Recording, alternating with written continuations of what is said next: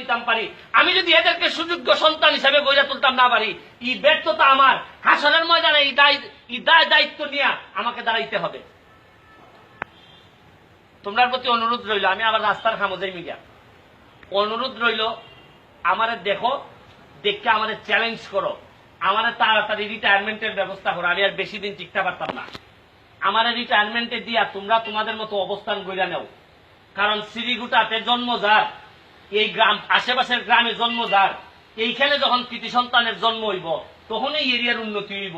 আমি তো আমার তো পয়লা চাইবো আমি ডিসি স্কুলের উন্নয়ন করতাম, চাইবো না? কারণ আমি ডিসি স্কুলের ছাত্র। তাহলে আমি চাই তোমরা শ্রীগুটা স্কুল থেকে এমন ভাবে ফুল ফুটো যে তোমরা যেন এই স্কুলের দায়িত্ব নিতে পারো, এই এরিয়ার দায়িত্ব নিতে পারো, নিয়ে এরিয়ার সামনের দিকে আগাই নিয়ে যেতে পারো। বক্তব্য শেষ করে লাই। ধন্যবাদ জানাই মাসুম স্যারদের, ধন্যবাদ জানাই আমাদের সমীরণ স্যার এবং এখানে যারা আছেন সবাই। তো আপনারা শিক্ষার কার্যক্রমে ব্যস্ত, আমার এই দাওয়াত দেওয়ার জন্য আমি অসংখ্য কৃতজ্ঞ। যে আমি চাই যে আমি আমার কথাগুলা, আমি আমার মনের কথাগুলা কইতাম। তোমরা জানি না কয়জনে আমার কথা মানবাই। যদি নিজে শিক্ষিত হইতে পারো, খালি পড়াশোনা কইরা বহু দূর যাওয়া যায়। এবং একটা এরিয়াতে এখন বহু লোক বহু দূরে গেছে, এরকম লোকের পয়দা হওয়া বেশি জরুরি। আর বিশেষ করে আমরা সোনারঘাট এত পিছিয়ে গেছি গা, আমরা মেইন রোডটাও নাই। আগে আসিল না মেইন রোডই, কেন এখন জায়গার দাম কমে যাক কি? আমরা আগে একজন এমপি মন্ত্রী আসিল, তাইও নাই।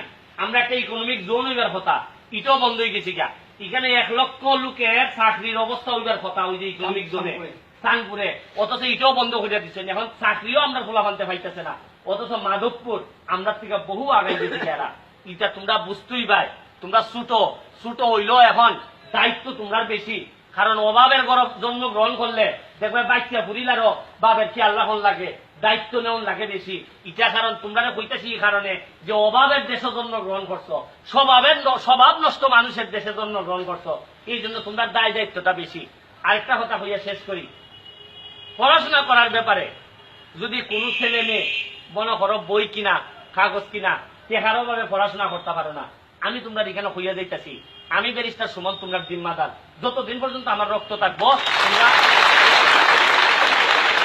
ছেলে মেয়ে পড়াশোনার অভাবে যদি আটকে যাও গা, তাহলে মনে করবাই সরাসরি আমার দরজা নক করবা। এখানে স্যার আছেন, স্যারের মাধ্যমে নক করবাই যে স্যার আমি তো, আমার তো বাপে পয়সা দেয় না, আমি তো বই কিনতাম পারতাছি না, আমি খাতা কিনতাম পারতাছি না, আমার শেষ রক্ত পর্যন্ত আমি চেষ্টা করবো তোমরা অন্তত পড়াশোনাটা কিভাবে চালাই দেওয়া যায় এটার ব্যবস্থা আমি করবো।